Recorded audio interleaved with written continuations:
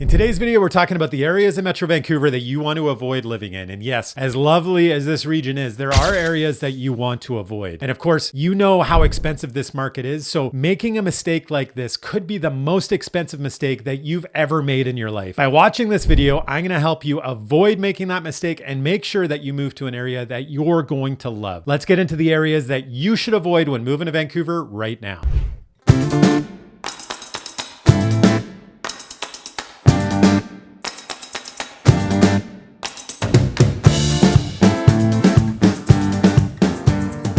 I'm Sebastian Albrecht with the Living in Vancouver, BC team, and welcome back to the channel. This channel is all about moving to and living in Vancouver. And this week, we're talking about the areas that you're going to want to avoid living in Vancouver. And if you're moving here from somewhere else, the problem is you don't know what you don't know. Only locals truly understand the areas in Vancouver that you don't want to live in. And that's what I'm trying to share with you in this video. And yes, of course, we're going to talk about very specific neighborhoods, but I'm actually going to talk about a lot more than just specific neighborhoods that you need to understand before you move here so you don't move to the wrong spot. And to begin with, let's talk a little bit about the geography. And if you look at the overall map of the Metro Vancouver area, see a lot of water and a lot of mountains. That's really what we have here in Metro Vancouver. And we're at the delta of the Fraser River, one of the biggest rivers in North America. And of course, just on the edge of the Pacific Ocean. And yes, of course, we are a coastal city. And as a result, we are surrounded by water. And Metro Vancouver has 22 municipalities. And so many of our municipalities are joined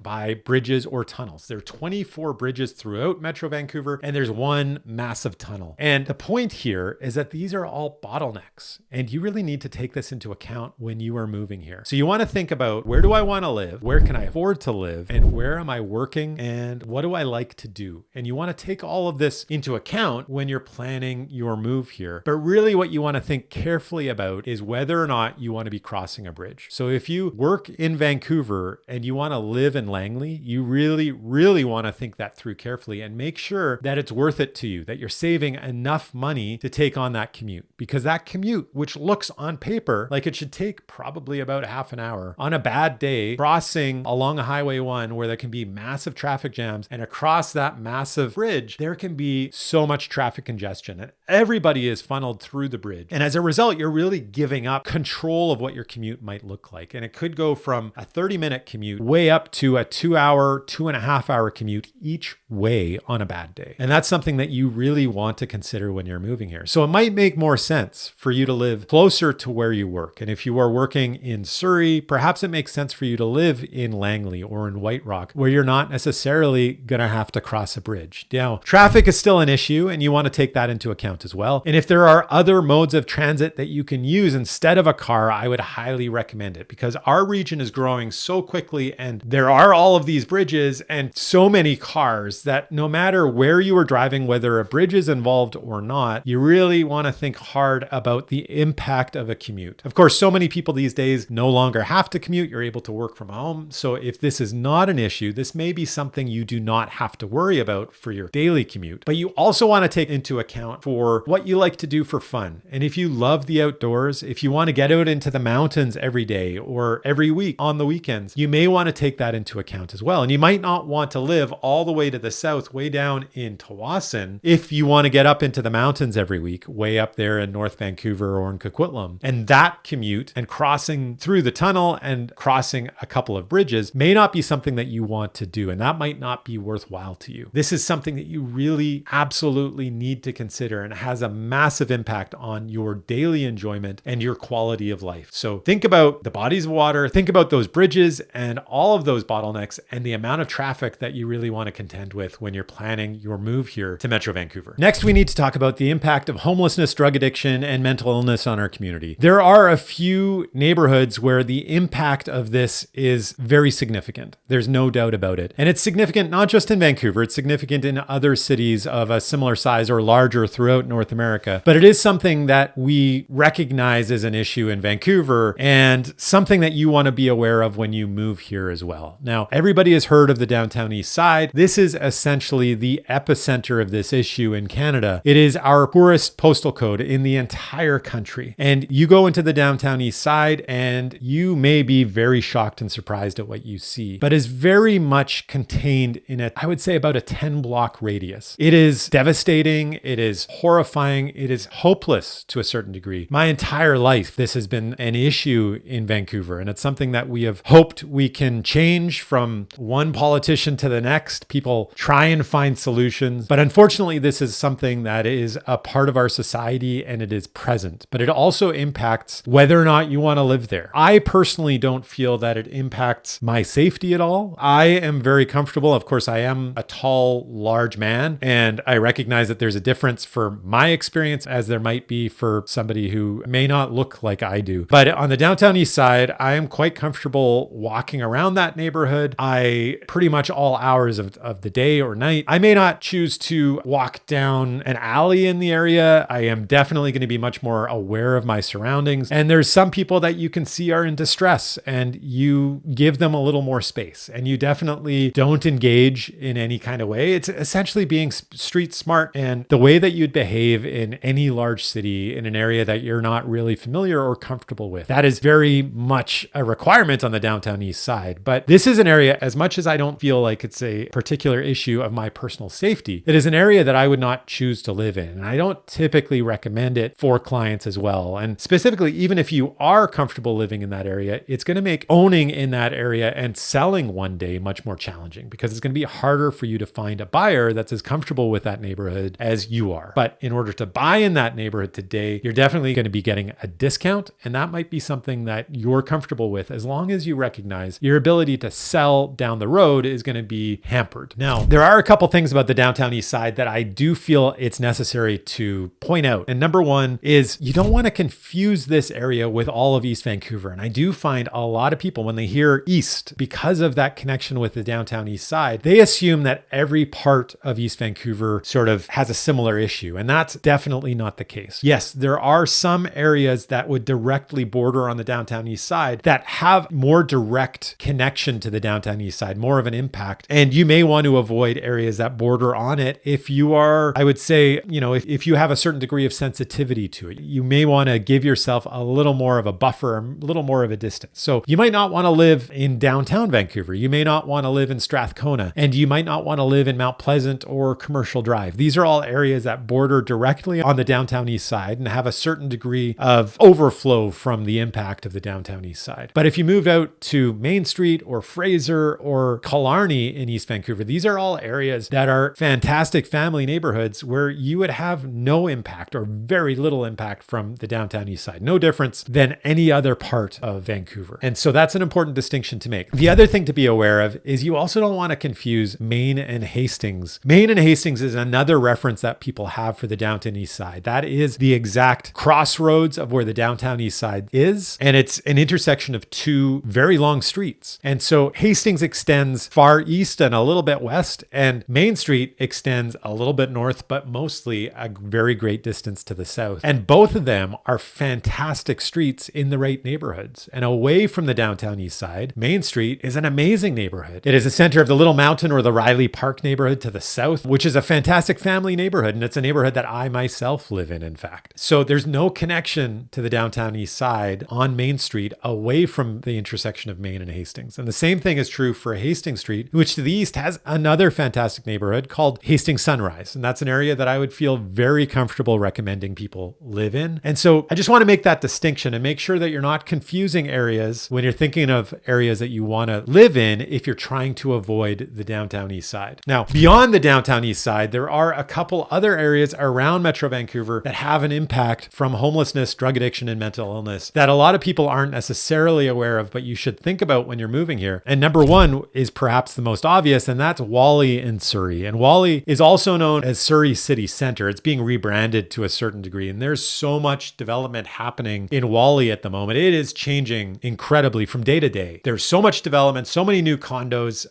There is certainly still an impact from homelessness, from drug addiction, from gang violence that you need to be aware of if you're moving there. But there is still a lot going on in that neighborhood. And as a result of this reputation location of Whalley in particular, and a little bit to the area to the south of it called Newton, both of these areas have sort of tarnished Surrey's reputation. But Surrey is a massive city and it has fantastic family neighborhoods that are other than Whalley or Newton. And if you move to an area like Clayton or you move to South Surrey, you would not know the reality of what it's like or the homelessness situation around Whalley as an example. So I would not be putting too much emphasis on that. And you want to make sure that you are drawing a distinction between avoiding the homelessness, drug addiction, mental illness issues in the Whalley area and not throwing the baby out with the bathwater, if you know what I mean. The other area that also has a large impact would be the downtown core of New Westminster. And New Westminster is a small city just to the north and west of Surrey, just across the Fraser River. And it is a fantastic community. Again, an area that is affordable. It is a great family neighborhood. And it is an area that has so much going for it, but it does have an issue around homelessness, drug addiction, and mental illness directly in the city core of the downtown core of New Westminster. And again, don't throw the baby out with the bathwater because there's parts of New Westminster, if you are looking for a more affordable family neighborhood and not wanting to cross the river and be in an area that's contiguous to the city of Vancouver, it's an area that I wouldn't necessarily avoid, but you do want to be aware that living in downtown New Westminster, you are going to see an impact of homelessness directly there. All this talk about homelessness in the downtown east side is a perfect segue to bring up my very first sponsorship. Yes, this video is sponsored, but no, I'm not trying to flog some kind of product or sell you anything. This is all for an incredibly good cause. And if you could bear with me just for a moment, I really could use your help. For the last 20 years or so, I have been doing my part to try and help the homeless, some of the most vulnerable people on the downtown east side. And that's what I'm raising money for right now. In the fall of this year, I, along with about 100 of my closest friends from across Canada, are going to be hiking, trekking in Cambodia through the jungle in Cambodia. I'm going to be putting myself under all sorts of physical duress. And if you could help me raise money, I can participate. I have to raise at least $6,000. That money is going directly to the UGM Sanctuary program on the downtown east side. I have to raise all of my own funds. I have to